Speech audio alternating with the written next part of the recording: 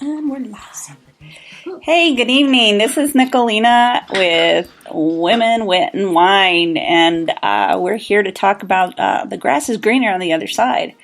I did pick my wine tonight, and the wine I picked was a Malbec. It's a Lucky Duck. I also have a Riesling. They're both Lucky Duck, and I think it's more than fitting for the type of show that I decided I wanted to do tonight. And it's always how the grass is greener on the other side of, we always think our friends, when good fortune hits them, is they're a lucky duck because, hey, that's awesome. I think that's awesome that that happened to you. Oh, you lucky duck. Why doesn't that never happen to me? So here I am tonight, and I'm here with my amazing guest, who has been my most frequent guest, Miss Mary Bird, my number one top guest host. Thanks for having me back. So I'm so glad you were able to make it. One of the interesting things that I think about this kind of thing is we always think the grass is always greener on the other side, and I used to make jokes about it, and one of my jokes was the grass is always greener on the other side, but when you get over there and you turn around and you look at it, it's the same bullshit. Right? It's all perspective. We always think that somebody has it better than us, and now it's kind of time that I think we live now in an age that we kind of need to try to change that perspective of it might seem better. I think Facebook has a lot to do with that, other social media, because we have a tendency to share our good stuff. Mm-hmm. And I think I prefer people sharing their good stuff. I love to see people's good stuff. But I also know that for every really good, happy post, there's probably at least one or two that they just kept to themselves. Right. I mean, everybody is not happier. Comparison is the thief of joy.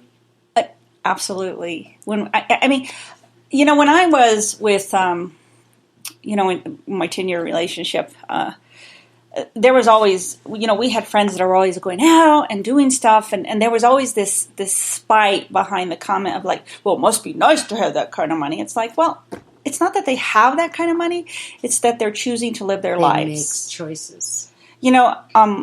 And for me, that was a big thing for me, is I want to live my life today. I don't want to save for that rainy day, because then I'm always going to be... you don't have to do one or the other. I agree. I completely agree. I don't think you have to do one or the other, but a lot pretty damn funny. Especially in the comedy world, don't you think you sometimes watch how people are cast okay. A lot of it is luck, but a lot of it is perceived as luck, and they don't see the hard work absolutely that's gone behind it. I think this is many years ago, and it was Helen Hunt. She was getting some kind of award, and she goes, "Yep, I'm an overnight sensation after 20 years of working right, really hard." And it's like, no, it's not. I think sometimes it is good to be lucky. Sometimes you're in the right place at the right time. Right place at the right time. But I also think you happen to be in the right place at the right time because you did some work to get there. Exactly. So it's not pure luck. I think that's the case. For me, being on, coming into the comedy scene now, 6 years for me. 6 years for me. I remember beginning, and seeing, and meeting other comics, and I'd always hear how funny I am, kind of thing.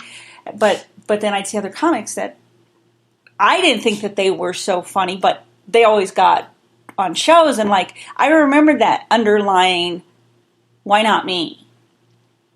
Might have just been because you were new. Right. But you understand what I'm saying? Yeah.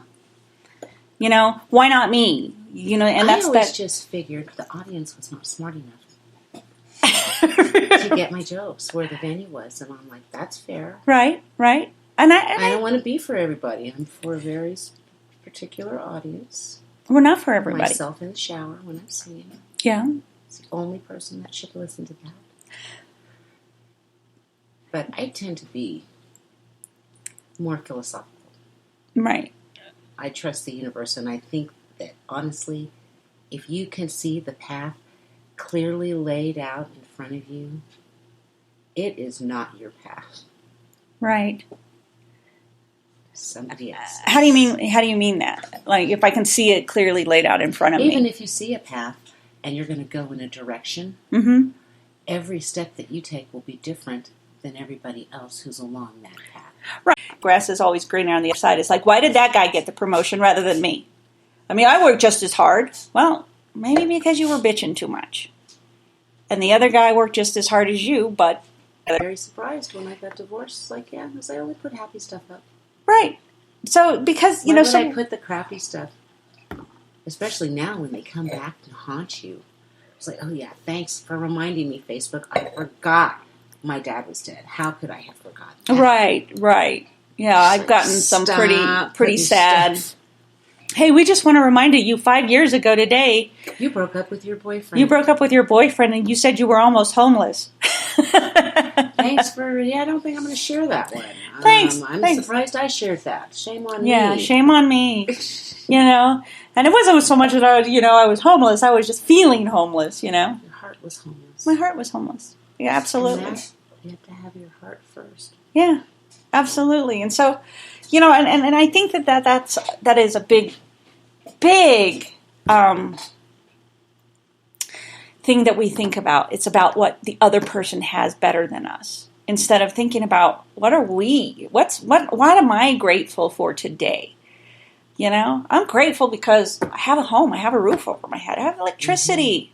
Running water. Life is not always perfect. 2 bottles of wine. I have a job. I bought 2 bottles of wine. Lucky Duck wine for me and Mary. And straws. I do have straws, actually. Somewhere in here. No, I know my daughter has straws because I just picked them up off the floor yesterday. So, and we think that there's always something that we're not getting. I think that grass is greener on the other side syndrome comes to that we always feel like we're cheated from something, and it's not necessarily true. We just feel we're cheated. We're cheated from that promotion. We're cheated from that promotion. We're cheated from when something does not come my way.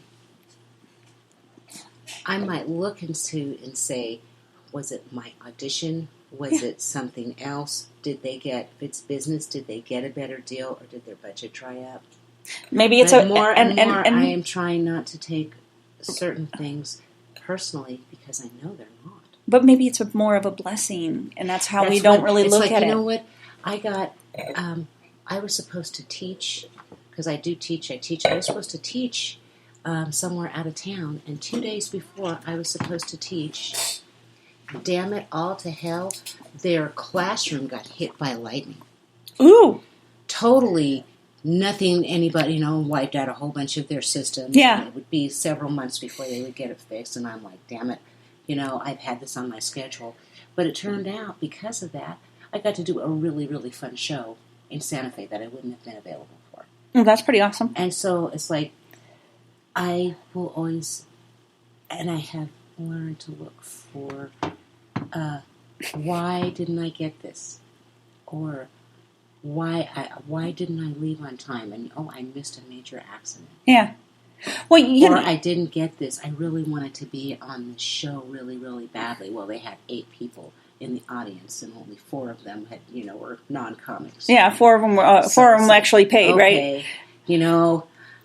I wanted. So it's like it's always a blessing. Well, it's always a blessing, and I'm also working on my own yard. That's very interesting that you bring the missing the accident thing. I remember when I went through the last breakup relationship that I had. I went to a psychic, and she was clairvoyant, clairaudient, and clairsentient, and she was just absolutely amazing because she was very spot on. And one of the things that she said that told me was that you need to get in your car every day and ask you, what direction should I take? And listen to the universe to start coming in tune with your guide. And that's a very interesting concept. So, like, when we're running late, when we get in our car, it's like, okay, tell me what direction I should take. Because there's been days that I've gotten in my car, and the day I would normally go to work, and you have choices. I went to I could go this way or I could go that way. Completely different way. I found that it was a little faster. But, and I think that that's interesting. I think that the universe sends us messages that we don't necessarily always hear. You get messages all of the time. All the time. And and sometimes when you do get roadblocks, it's like, yeah, okay, I need to adjust my path. Absolutely. What is it that I need to do differently? Right now. I'm looking for an audience that I know is out there. But maybe looking for, I get blank stares. Look at the blank stares. It's like, they are not getting me. Okay, I go back, maybe not funny. Half the time, not funny. Yeah. Half the time, I know it is, and then I find a different audience, and I slay them. And they roll. And on the same words. It's like, it's so in particular, it's like, I'm going to find my corner of the sky one day, and I'm going to not stop until I do. I think you have your corner of the sky. I think you're amazing. I think I sit back and I watch a lot of stuff, and for me, it's like I haven't been doing a lot of the open mic stuff and the comedy stuff because I've been focusing on this, on this show. Which is totally cool. I'm focusing on this show. I'm wanting it to really be a success, but there's this part of me that says you need to get back out there. You need to make yourself. We're all on our own path. Do this. But I think that I get better going just, even if it's, okay, well, I'm going to be at an open mic. Oh, there's 12 people here because it's early. Mm-hmm. But I got to go somewhere else. Right. Hearing what you want to say through a mic, even if it's 5 people or 4 people, if you get them to laugh or you get them to groan or you get some kind of reaction, you're always filing that away. It's like, okay, this is the dive bar. They liked this. Yeah. But they didn't like this. Right. Oh my gosh, when I was in Colorado Springs, I did a Trump room. Awesome. That was hilarious. I had a good old time. So I don't have to talk about it. But I went off on him in Pueblo. And they enjoyed it. And sometimes you have that right moment. You're in the right place at the right time, and you felt that audience, and you know your audience. I was actually reading. I like to refer to the book. It's called "You Are a Badass," and it's by this woman named Jen Sincero, and it really talks about how when we raise our vibration to a point of that nothing can affect it, then everything falls into line. The universe falls into place. And I really think that is a thing about how if we can raise ourselves to that tune level, like a tuning fork. It's almost like a tuning fork. Vibration. There's different vibrations, and we have different vibrations throughout the day. I know that when I get vibrate to certain people at a core level. That's true. I agree with that. Held by certain people. You ever just dislike somebody? Yes. Immediately. Yes. Because you don't even know why. They've never done anything to you. You've never liked them, and then you find out maybe years later it's like, oh yeah, they were a child molester or blah blah blah. And they're like, I never liked them. Yeah. I never liked them. Well, there's people like, we work with people like that. On a daily basis. I have a coworker that from day one that I met this person, it was like, we're going to see you on America's Most Wanted. There's just something underlying about you.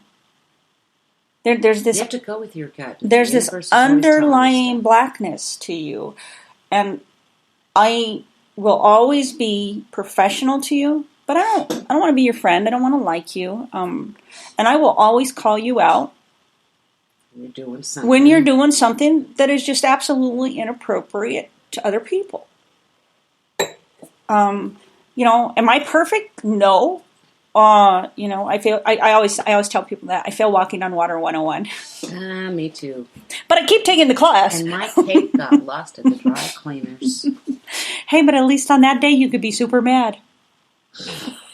I was super mad. So, but you know what you know what I'm saying when it comes down to that. I mean, and like with my work, my coworkers and my employees, actually they're my employees. We read daily affirmation cards, and one of the things is I will always reaffirm this: be careful what you say to yourself. The universe is listening. if you're always saying, I'm worthless, I'll never do this, or I'll never be ahead. better than today, then you are Makes never... me crazy when I hear comics like, I'll never make money. It's like, I make money at it. Yeah. I plan on making a lot of money at it. I do too. I mean, and here's like, the thing. You do you. I'll do me. There's a time and a place, and it's going to happen, you know? I mean, so it is. It's about what you put into it. What are you willing to invest into this moment right now? And again, it's that watering your grass. Water right here, because the growth is in you and the growth is part of you. And if you're always watering somebody else's grass because you think that they have it better, or that they'll be thankful. Yeah, they're not. They're busy watering their own grass. So. They're busy watering their own grass. I mean, at the end of the day, when you think about it, that person doesn't think one moment about you in the day. You know, for me, it's like last week was a really great show. I had Sharon Beatty, Dr. Beatty on there. Oh, excellent. It was a fantastic show, and she's a psychiatrist. Yes, she is. I had her on my show on relationships, and it was fantastic. It was actually my highest listened to show. Excellent. So I'm hoping that we're going to start picking up more.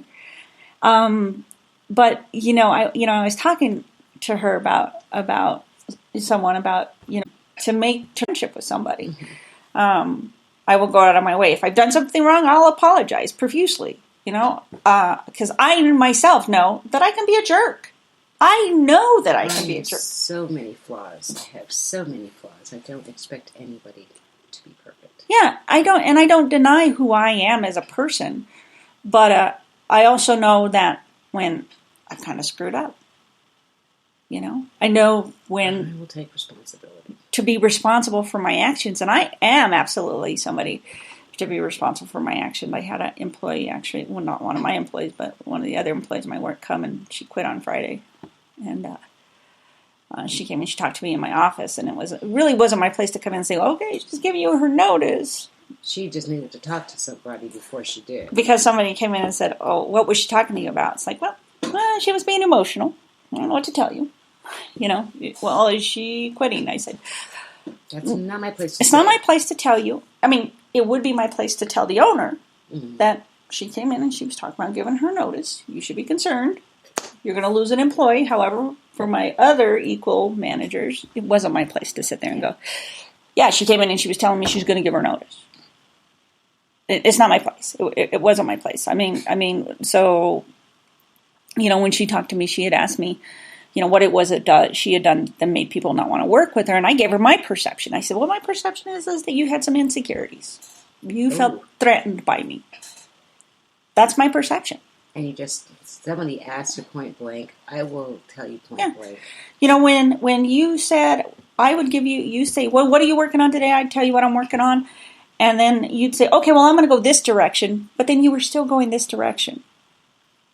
So there was the passive-aggressive insecurity of that, I don't want you to steal something that I think is mine. Oh, no. Even though that was never an intention. Competition. Yeah, it was. But at the time that we worked to nurture my friend, and so, so when we're working for that same goal, I think that it's less of that jealousy. I don't find myself as. I kind of sometimes find myself having that. Well, why her and why not me? But for the most part, I remember I have to be thankful for the fact that somebody else is succeeding. And if it's like, be genuinely happy. Yes. And it's better for you. But also, it's like, oh, such and such finally got a girlfriend. Hooray! Yeah. They seem great together. And I hope that this works out. Absolutely. I want my friends. I love my friends. And I always want them to be happy. I want you to be happy. That's my goal. I really do. I want you to be I want you to be happy. I would love to know that I was part of the reason that shared in that happiness. Even better. Be happy. Don't stomp on other people while you're being happy, though. I will take exception to that. Absolutely. Absolutely. I Be mean, happy. it's I that will gloating. honestly be happy for you. Honestly be happy. It's that gloating. It's like, well, I'm sorry, Marie. I got on this show, but you didn't. Who says that? But you know what I'm saying? There's people like that. Who says that? But I mean, not on this show, but I don't know anybody who's but like but that. you know what I'm saying? But I think there are people like that. I've known people like that. It's like, well, I got the promotion, not you, kind of thing. It's they're like jerks. It's like, wow, really? You got to rub it in my face? Some people who are very insecure do have to rub it in their face, and then you remind yourself that it's much more about them than it will ever be about you. And that is absolutely true. It's about them. They have something to prove. It's like, I don't really have anything to prove to you. Like, the part of the reason I'm in the position that I'm in is because I don't care what people think about me. You don't have to like me. As long as I do my job. I will not go out of my way to be mean to somebody. I won't. If somebody comes and point blank asks me X, Y, Z, and I have an opinion. I don't fake orgasms, laughter, or caring. I don't. And I don't have it in me. So right. I won't fake that. And it's great. You probably already know it is. If I haven't said anything, it might be just because I'm busy. Mm-hmm. But if you ask me point blank, you need to be prepared to know it's like, no, didn't like it. Yeah. If I didn't like it, I didn't like it. It's okay to say that you didn't like it. But most people don't like things I say, and that's fine by me. Right. That's fine by me, but I'm known for being... I will not go out of my way to be... I'm known for being brutally honest. Not always a positive trait. Not always a bad trait. Honest. But not always a bad trait. Honest. I will be the first to tell you that I think that blah, blah, blah is, doing this. Blah, blah, blah is doing that. I'm not going to rat it out. But if it affects my job, my life... If it's going to affect and you have to, clean up after somebody, I will bitch to high heaven all day. All day. Absolutely. I'm going to be the first person to tell you, other things do not bother me. I'm sorry. This is affecting my job. When you're doing this, you're screwing me. You make my life harder. When you're not making notes in a file, you're screwing me. Because now I look like an idiot because... I look uninformed. And we're on the same team. Right, and we're on the same team. We're here to work together. We're here... I'm always going to tell you, when I've got a recruiter that's talking bad to somebody in my office, I'm going to be the first to tell you, this is not okay. It's not okay. You're not going to disrespect somebody because of that. So, I am absolutely the person that will go to bat for you. But when it comes to me, I suck. I suck at... go to bat for you? Yeah, going, well, really didn't like me. Maybe it's because I don't even root for them. And then when they're sitting there listening in relationships and we're watching them and they're just so heartbroken and stuff like that, what's the first thing we want to do? We would just want to go kick somebody's butt. We really do. But at the end of the day, we got to sit back and go, how did my daughter play a part in this? How did play a part in this? Just remind me of something funny that happened when my son was in 2nd grade. And he came home and it was like, Mommy, what does ditched mean? I'm like, ditched? Like what? Like Amber ditched me. I said, oh, baby, it means Mama's going to jail. Right? Right. We're like that with our kids. We're like that with our kids. If you want to see me go 0 to psycho in 5 seconds, that's about my kid. Yeah. Mess with my kid, and I will break you in half, and I won't even remember it. Yeah. I have a temper like that. I've recently learned. A friend of mine's like, you don't even remember what you said, do you? I'm like, what do you mean? You just cursed them up one side and down the other. It's like, no, I don't. I try not to lose my temper because I have a bad temper. Right. I have a vicious, horrible, wicked, violent temper, and I try not to lose it. I'm an emotional vomiter. I get to that boiling point, and then all of a sudden it's just like, and I can't shut up. It just never. It just this. It's just this spew of crap of that. I'm angry, and this is why I'm angry. Well, and I would get stifled in my marriage. It's like, can I tell you this? Well, I don't want to hear it. Oh, what? And so he was stomping the volcano. Whereas if I was just able to say, blah blah blah blah blah, and have a conversation, I had okay, that's fair enough, or I didn't realize that, but I don't want to hear it right now. It adds to the frustration and the volcanic eruption. But what's really, really true is I was married over 20 years. He only really saw me angry once. It scared the shit out of it. Right? It's like, I didn't know you could be that angry. I'm like, oh yeah. It's been there. It's been there. Bad. I have bad temper. Yeah. And it's best that you don't engage. Right. Sometimes you just gotta let it go. Just let me breathe. For me, it was just like, for me, it was just kind of like, keep poking the bear. Don't keep poking the bear. Quit asking me what's wrong, because I'm gonna just let me process it, because, at the end of the day, I'm gonna probably realize I was just being kind of a jerk, and I overreacted. I'm an asshole for sure. So. And I overreacted, and maybe I'm really not that mad. At the moment, I'm that mad. But let me just... But if you let me simmer... Without trying to force it out. Without going... Poke. Don't talk to me. Poke the bear. Talk to me, damn it. Don't ever poke the mama bear. Right? My daughter pokes that all the time. Wake up dead next week sometime. So I think about that. And I think about, how we think that there's... You ever look at other people's kids and go, God, thank God that's not my child. Well, yeah, we have good kids. We have good kids. Even though they challenge us. It's like, I don't want somebody else's kid. Somebody else's kid wouldn't be my kid. I don't like other people's kids. So that wouldn't work out very well. That is so amazing to hear that, because I'm one of those people that I don't like other people's kids, and it makes me look like a some kids jerk. I really do genuinely like. Well, But as a rule, I don't. My best friend, other people's kids. I like her grandchildren. I can tolerate her grandchildren because she's my best friend. She's my best friend. But really, when I go into a restaurant and I go, please don't sit me next to small children, I don't want to stand next to small children. I'm really hungry and I might have to have them as an appetizer. Right. And really it's like, no, because they're probably going to be touching me and annoying the hell out of me, and I want to have an adult conversation. I would like to sit with my friend Mary and have an adult conversation and not deal with the crying kid that's sitting in the booth next to me because they're not getting their way.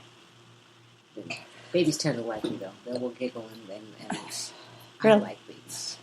I don't know. I like other people's babies. I did tell my employee, I said, you are lucky that I like you because I came to your baby shower and I knew there would be small children.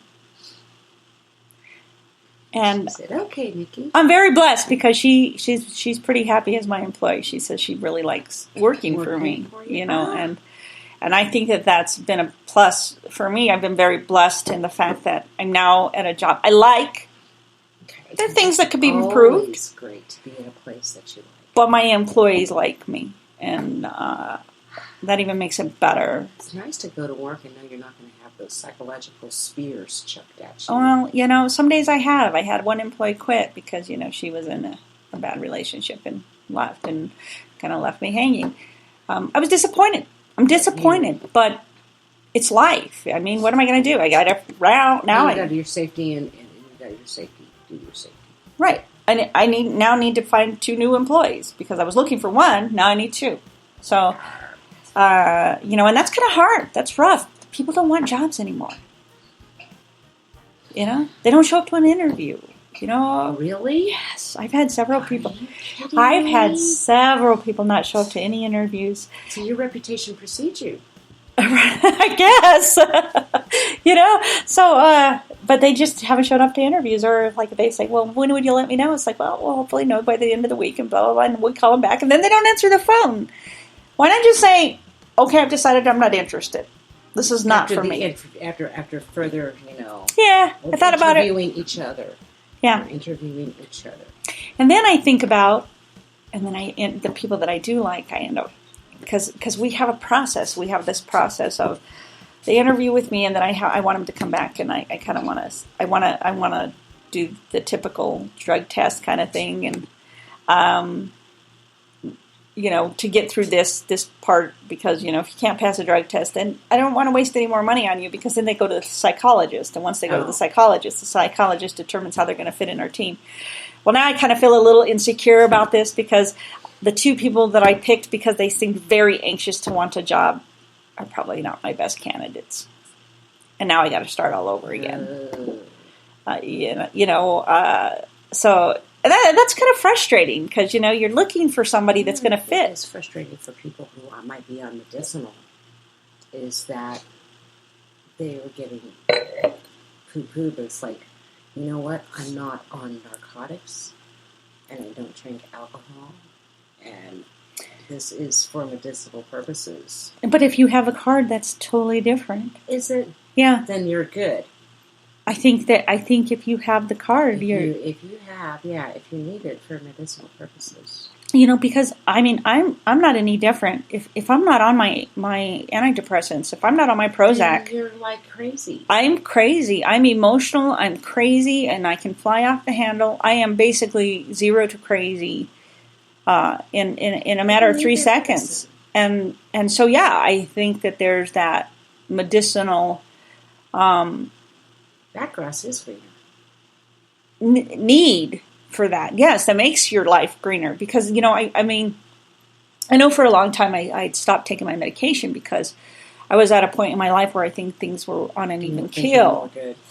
But, when I took this new position, it's a higher stress level. And, and when something goes wrong, it's kind of like it pushes you back to this, and going into a meeting and feeling like I might come out crying into a meeting because not because I can't do my job, but because of the stress, and I feel like I'm not being heard or listened to as a manager. So so I started taking my medication again, and there's a total difference of who I am as a person, of how I can cope and handle things. When I don't take that medicine, I can get emotional. I can get kind of crazy, and I call it talking me off the ledge. Oh, because I do. It's like, oh my God, screw you! I'm quitting. I'm freaking done. I'm done. I drive to the end of the parking lot, and then I turn around and I drive back to work.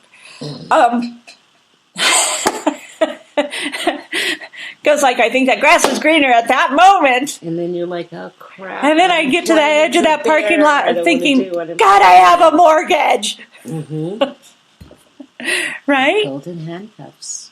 Absolutely. Absolutely. And so I come back to work and go, I really would never I'm just stressed today. I'm just stressed. And I'll make jokes about it. I can make this joke about saying, you need to talk me off the ledge. Because my ledge is the ledge of, if I step off this sidewalk and get in my car, there's always the risk that I may not come back. And not medicatedness definitely has a factor in that, because it's just how you handle it. It's like, okay, I need to take a walk. Now I'm okay. Okay, I thought about it. My grass is not that bad. The grass is not so bad right here. I just need to water it. Yeah, I just needed to water it by taking a walk. So, one of the things that I kind of see about that grass is the greener on the other side is when we have problems in our lives. You go through a breakup, and I myself have been guilty of this. You go through a breakup and you want to move. Because you think it's going to be better somewhere else. But you pack up your troubles with you. You pack up your attitude, and everything else that might be weighing you down still comes with you. Right. We don't. You gotta bloom where planted, then you can move. Yeah. If you at least purge before you leave, you have a better chance of that grass definitely being greener somewhere else, because you've at least resolve the issues that you're trying to leave behind. You got to figure out how to resolve. Have some peace within yourself. If you're not, I think that if you're not feeling peaceful in your life, you got to figure out how to find it before you make a change of scenery. Because you will bring the ruckus with you. Right. for me, I know like a lot of it was, that karmic thread thing. Everything in us. Oh, because my ex gave this to me, it has a karmic thread because it has a sentimental value to me because my ex gave it to me. And I can't get rid of it. I can't get rid of it. Can. But here, the reality of it is like, because I can't get rid of it, I keep holding on to this ex. And now I need to think of this of like, yeah, but he really broke my heart. He really broke my heart. And every time I touch this, it reminds me that he broke my heart. I don't need that in my life. So now it's time to say, let's break this karmic thread. Just give me the scissors and cut it. And say, oh, hey, Mary, I know you need this. I know you need one of these. So please take this from me. I know you need this because, you've been wanting to light this fire in your fireplace and you don't have one of these. So let me give you my tool, and I'm going to give it to you because it's going to be put to use and it's going to create a positive karmic thread. Because I gave it to you out of necessity. Because you need this. Right. And so, and even though it had this memory to me, doesn't mean that you will carry that memory to you because I've passed it on. I've passed it on to you for the fact that you needed it, not because... But when I get it, my memories will be associated with being able to let it go. Absolutely. So... It changes it. It changes that. It changes that because I've now watered it to... I've now taken my grass and I've watered it for growth because I've let it go. You need water.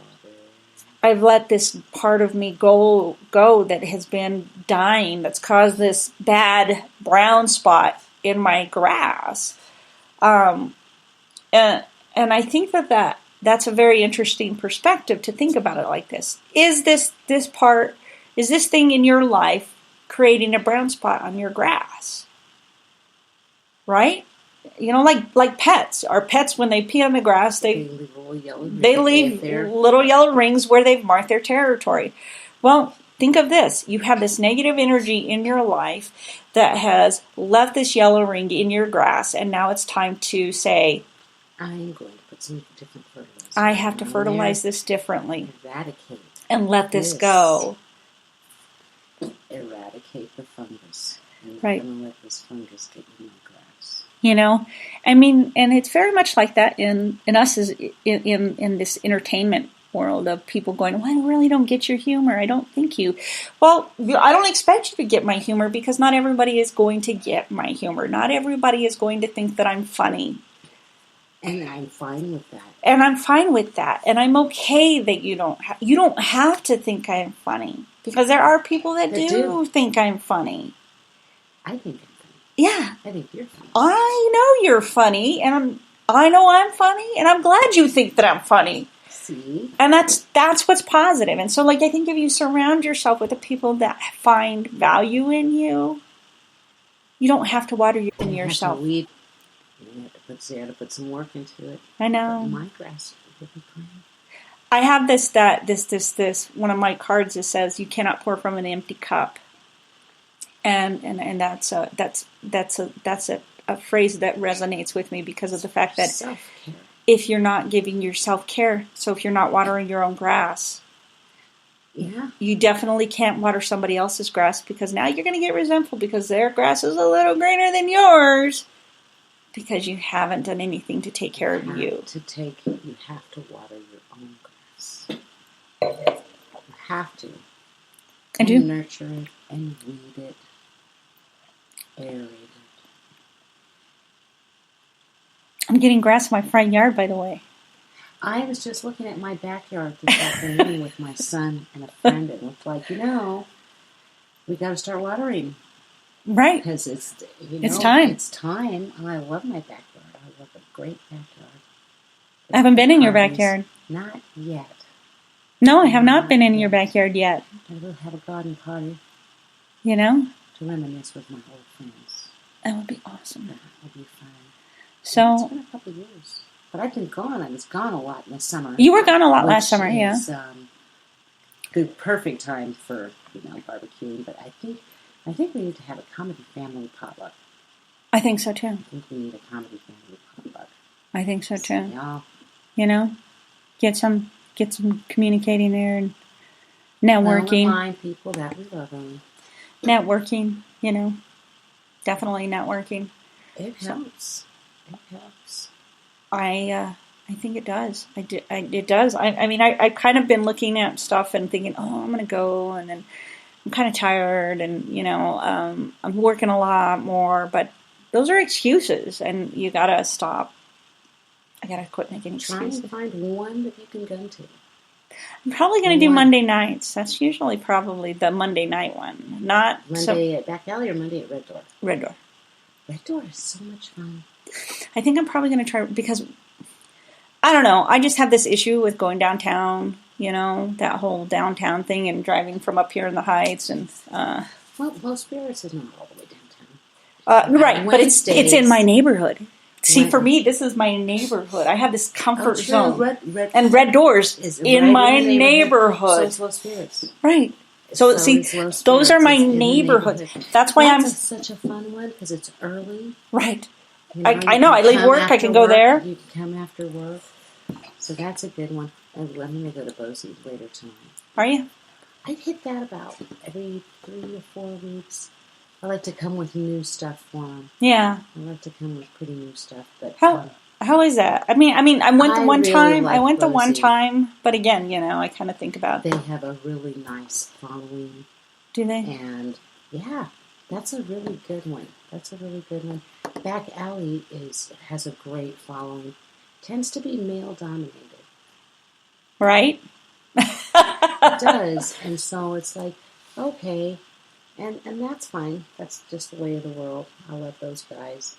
And if I can get in on that one, I will try and do both. Yeah. But I try to do Red Door just because they listen. It's a different crowd. It's a music mostly. Yeah. Crowd. So they're already listening. Right. And then when you come up and you're doing something different, and hey, if I get a bunch of blank stares from them, I'm like, okay, I'm going to rework this. Yeah. But if I get laughs, I'm like, okay, this I can you can do some this. other You can places do this. Right. and try and see. I always try my jokes, especially if I really like them. I try them at least 3 different times. Yeah. Especially if they don't get a laugh the first couple. Like, I like this joke, damn it. Well, sometimes it's about rewording it. It definitely is. Sometimes it is. It's actually about rewording. Placement, where it is in the set. Yes. And that's why you got to do open mics. I try to lay mine out. I know. And try the new fun stuff, but also, hey, does it fit in here? Yeah. Or does it fit better here? And that's why doing multiples. I totally have a new joke too, and I have to use it because I've been throwing it out there because I get some good material just driving to work. Of course you do. So I'll tell you my joke. It's like, so I'm driving to work and I see one of the billboards that says "Bank Robber Wanted." So I called the FBI, asked them how I applied. I'm now on a list. Yes, you are. Because I think about stuff like that. It's like, is that an advertisement? Do I need to call? Shoot, I think I could probably do that. I could probably do that. I could do that. So I totally think about things like that. As I'm driving to work, it's like, hey, that's a pretty good sign. Do you drive with like a pad and paper? I have posted in the pen in my car at all times. I have my books. Honestly do. I have 4 joke books sitting in my car. Especially around this town, you see crazy stuff. Yeah. Like once I saw that Baskin Robbins was like taking resumes. Not just applications, resumes. Don't bring that soft serve shit here. Right? It's just like, alrighty then. So you see what I'm saying. It's just kind of like you think about this. You drive around and you see something and you go, oh, I can make that into a joke. So that is a joke. Yeah, it's totally a joke. Like my work stuff, I make stuff into my work stuff into a joke, and it's fun. So again, it's I mean the whole concept of. And I think it really kind of ties into the fact that we are kind of in the comedy world. It's about that. We got to water our grass where we know it works. Water our own grass. Yeah. And not... Water our friends when we can. Not be envious of other people because you feel like they're a bigger success than you are. Be happy for them. Be happy and know that it's their flavor of success. It's their time. And your flavor of success is somewhere else. And I kind of basically have said a couple of times, it's just not my time yet. And if we think about it in that perspective, it makes things a lot different. It makes things easier. People I know that are successful, I'm always excited for them. It's like, see, it does happen. It does happen. And it's awesome. People are successful, and I know how hard they worked. And I am going to be working hard too. Right. I'm working hard. I work hard every day. Hard. I don't mind working. I'm working hard. I work hard every day. I sit down and I have a friend, my friend Tony, that I talk to, and we talk about some of these shows, and I kind of knock off a lot of my ideas on him, and it really is. It's about sitting down and working it, and not expecting anybody else to be doing it for you. Because I got a little spoiled. I got a little spoiled with Toby, and because she was doing stuff, but feeling confident. Yeah, able to do it on your own. Got to show me how to do mine. Yeah, so and it was really kind of that kind of thing, and so it was a good thing about and maybe the direction that it took was that I know that I can do this. I know that I can sit down and I can get because I was doing a lot of stuff. Guests. I was getting my guests. I was planning the shows. I was thinking out the shows, and she was sending out the notices, but then at the end of the day, it was just kind of like, it's got to be me. It's got to be me. Got y'all set up and I love this setup. I do too. I love the boom mic. It's really been a nice thing. The show sounds great. It's so nice to just be able to move around and right. go, I don't have to have one right in front of me. Right. I still have that option. It's gonna pick it up. Yeah.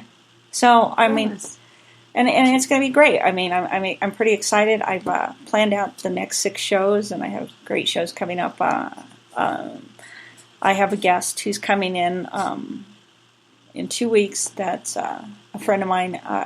She lost her son, and it's really about surviving our children. And how we're not supposed to outlive our children. That's just coping. How hard it is. It's very hard, and then I've got some other shows coming up that I'm pretty excited. I sat at a table full of friends, and I went, "Hey, do you want to do a show about this? You want to do a show about this? You want to do a show?" and then there's another show that I need to start talking to people. About it's called The Deadly Link. Huh. It's a documentary, and the documentary is basically based on how animal abuse and domestic violence are linked. And my daughter coming in, and how we think about how they're training law enforcement to recognize those signs in animals when they come in to observe a situation. And I think that would be an awesome show. I'm kind of hoping that that's going to be coming in April. Okay. And then I probably will have Dr. Beatty back here again, because it seems that her specialty is a lot about domestic violence and surviving. And because I for direction then kind of when we started it out. But still keep that. What is it? Levity. Keep the levity about it. I mean, because we need to figure out how to look at life in a very humorous way to cope. Some days. Some days it's about us learning how to cope and learning how to laugh at our pain and the absurdity of life. Exactly. So, but. We got 4 minutes here. So, do you got any announcements you'd like to make, Miss Bird? I am going to be on the Vagrant Variety. I get to host. Awesome. I saw that. I saw that you were going to be the new host. Excited. And our first show is at Oxdale Theater on Thursday, the 23rd of March. Awesome. So, I'll be wearing something slinky. And she always does, and it looks beautiful. She always looks beautiful. So I don't have anything coming up other than this. Next week's show. Next week's show. What's next week's show? It's 5 reasons why your breakup is not a bad decision. I don't have a guest, actually, so, You have Dr. Beatty? Nobody at this point. I don't have a guest. I don't know. It's kind of like, man. I'll plan it, A friend of mine, right when I was just doing this, is like, you will look back and you will thank him one day. And I'm like, well, I don't exactly thank him, but I'm glad that I'm not married anymore. So maybe you and Nettie should come. Oh, ask Net if she would like to. We saw Motown last night. How was it? Awesome. It was so good. I saw that you saw it. So much of like little childhood memories and snippets. Going, I remember this show. I remember seeing that outfit. Right. They were spectacular. Well, that's pretty awesome. That was pretty awesome. So 5 reasons. I will see if Miss DeBerry. I think she'd be good. I think you guys would be great. Reasons. I mean, there's There's always 5 reasons. Sure, there was pain, and there was agony, and there was fighting, and there was pain. Again, sometimes it's a gift. All the things considered happier than I have been in a long time. I'm glad you're part of my life. Glad you're part of my show. Thank you. I'm happy to be part of your show. I am. I'm so glad you're part of my show. And so, like, check with her. Come on. You guys come and do next week's show. Come to me. Okay, I will. So, that would be fun. I think Nettie would be a lot of fun on the show. So, but we're going to wrap up tonight. This is Nicolina with Mary Bird. Thanks for listening. Women, Wit, and Wine, and you have a great night.